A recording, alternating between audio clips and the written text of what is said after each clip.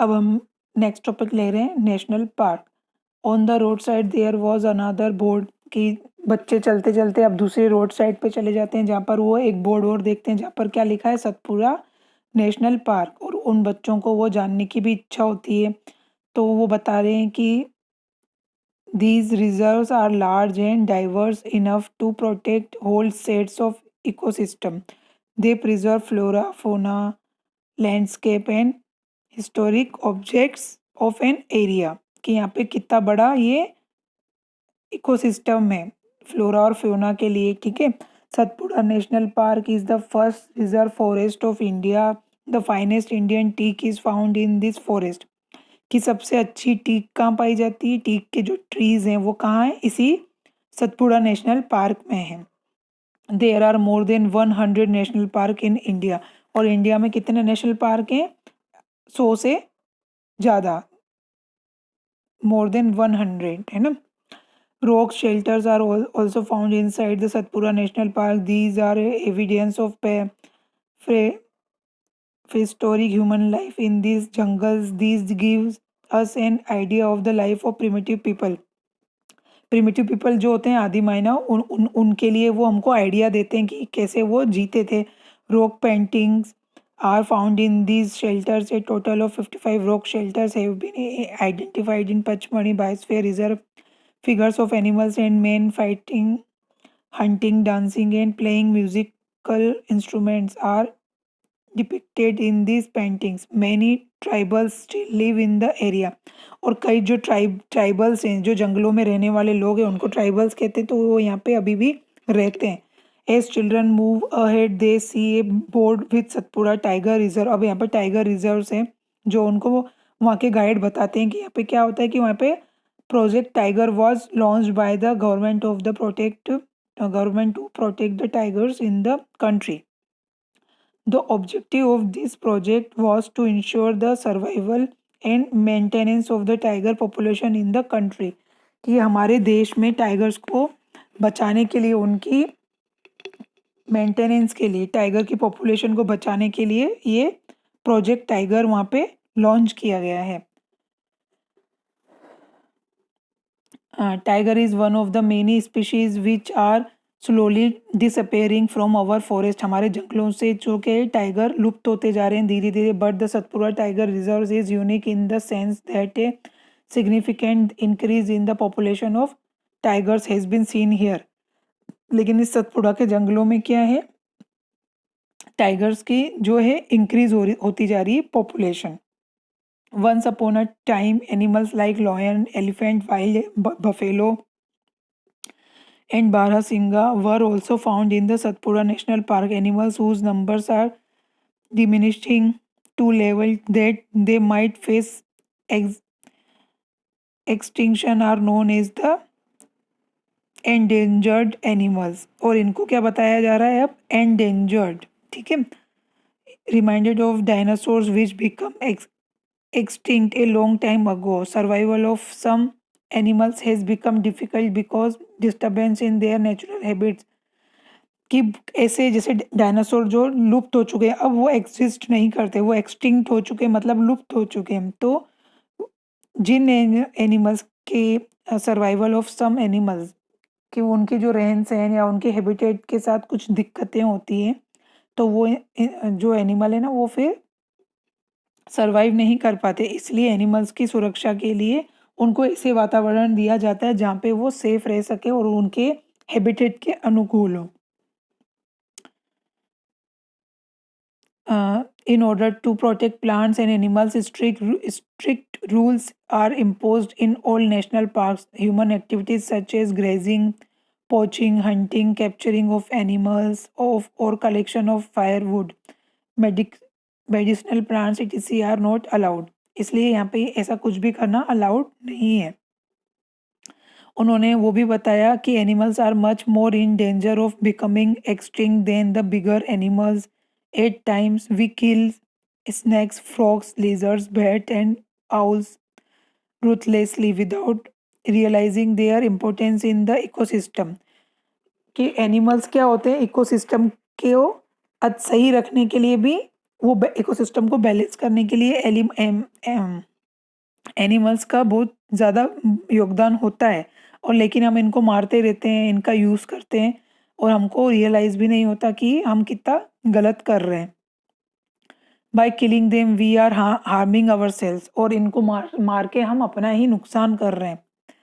They might be small in size, but their role in the ecosystem can't be ignored. They form part of food chains and food webs, about which you learned in class 7th. हमने food chain और food waves पढ़ाई है।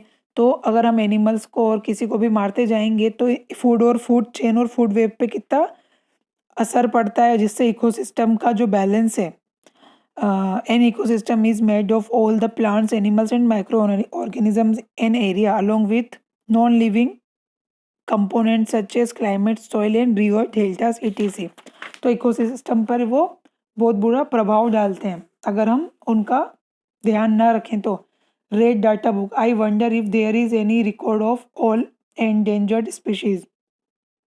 इस red data book क्या है, अब आप देखें, जैसे प्रोफेसर ने उनको एक्सप्लेन किया about red data book to the children. He tells them the red data book is the source book which keeps a record of all the endangered animals and plants. Red Data Book is mentioned internationally by an organization. India also maintains Red Data Book for plants and animals found in India. तो इस red data book में ऐसे plants और animals को record रखा जाता है जो बहुत ज़्यादा उनका खतरे में हो, वो उनकी जो ग्रोथ पॉपुलेशन यानी कम हो, उनकी संख्या कम हो, तो उसमें यहाँ पे रिकॉर्ड रखा जाता है। Migration, the excursion party then enters deeper into the forest under the guidance of Madhavji. They sit near the Tawa reservoir to relax for some time. Pehli observe some of the birds near the river. Madhavji tells the children that these are migratory birds. These birds have flown here from other parts of the world. कि migratory birds क्या होती हैं, जो एक स्थान से दूसरे स्थान पे चली जाती है, माइग्रेशन कर लेती हैं, क्योंकि उनको वहाँ पर्याप्त मात्रा में, जहाँ से वो आई हैं, वो उनको पर्याप्त मात्रा में वहाँ पे खाना पीना उनको अनुकूल नहीं मिला, या वहाँ पे एटमॉस्फेयर उनके लिए सेफ नहीं था, इसलिए वो इस जगह पे उड़ के आ गए।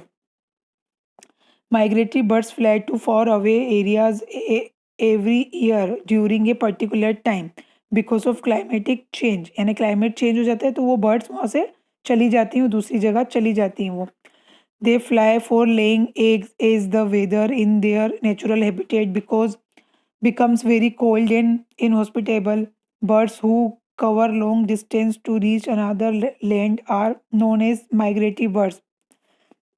रिसाइकलिंग ऑफ पेपर, हाँ, मतलब माइग्रेटरी बर्ड्स का मतलब यही है कि वो दूर दराज जाके अपने लिए वहाँ पे अंडे देती हैं सेफ जगहों पर, और जब परिस्थितियाँ ठीक हों तब जाके वो वापस अपनी जगहों पर जाती है, लेकिन वो लंबे समय के लिए वहाँ से चले जाते हैं।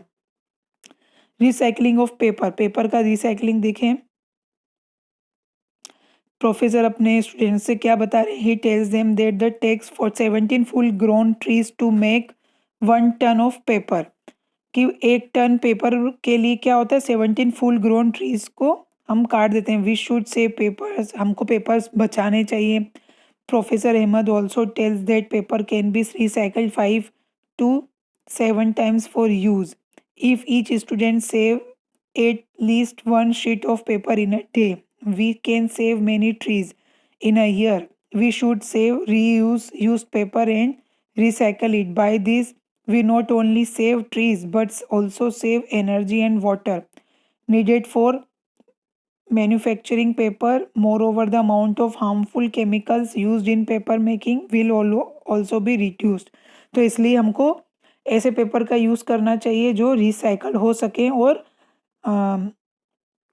कम से कम अगर हम यूज़ करेंगे, उसका बार बार यूज़ करेंगे, उसको ख़राब ना करें, तो इससे क्या, हम जंगलों से पेड़ों को भी बहुत कम मात्रा में काट पाएंगे।